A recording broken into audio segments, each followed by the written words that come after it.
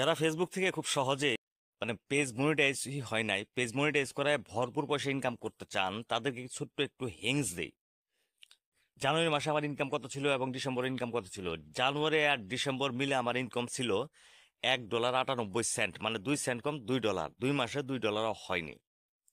এখন আপনি বলবেন যে কেন হয়নি? হ্যাঁ, এটি না হওয়ার কারণ হচ্ছে আমার একটু সমস্যা হয়েছিল। এই সমস্যাটা গত মাসে সমাধান হয়েছে, কিন্তু এরপরেও কিন্তু রিস্ক ফুল উঠে নাই। এখনো কিন্তু সেরকম ইনকাম শুরু হয় নাই। তো ইনকামটা শুরু হইতে মনে হয় এই মাসটা সময়টা লাগবে, সামনের মাসে ফুল ইনকামটা হবে। তো আগের ইনকামটা কেমন ছিল চলুন আপনাদের দেখাই।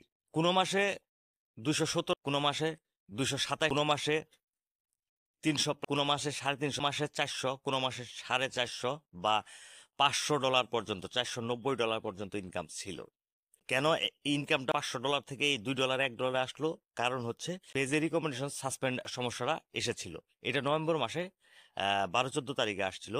নভেম্বর ডিসেম্বর মাসটা এই সমস্যার সমাধান হইতে সময় লাগছে, যার দরুন জানুয়ারিতে গিয়ে আমার ভিউজটা, ইনকামটা, টাকাটা ছিল না।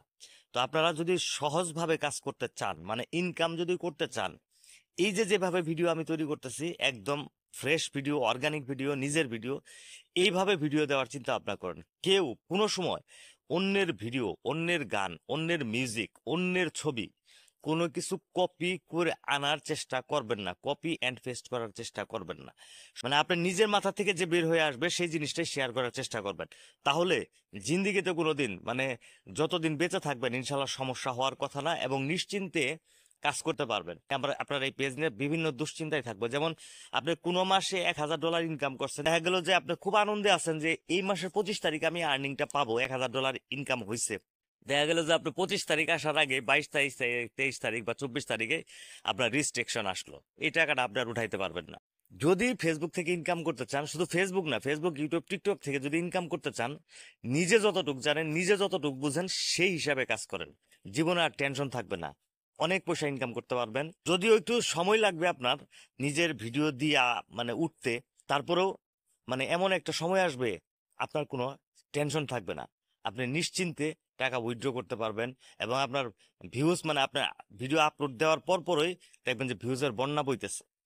এটা ফেসবুকের যে অ্যালগোরিদম আছে, তারা যখন ধরে ফেলে যে আপনারা নিজের ভিডিও নিজে আপলোড করেন, নিজের আইডিয়া শেয়ার করেন, তখন এটাকে তার প্রায়োরিটি বেশি দেয়, এটাকে রিচ বেশি দেয়, এঙ্গেজমেন্ট বেশি দেয়, ভিউজ বেশি দেয়। সুতরাং তারা চায় যে অন্যর কিছু আপলোড না করে নিজে যা পারেন সেই জিনিসটা ফেসবুকে শেয়ার করেন। আশা করি বুঝাতে পারছি।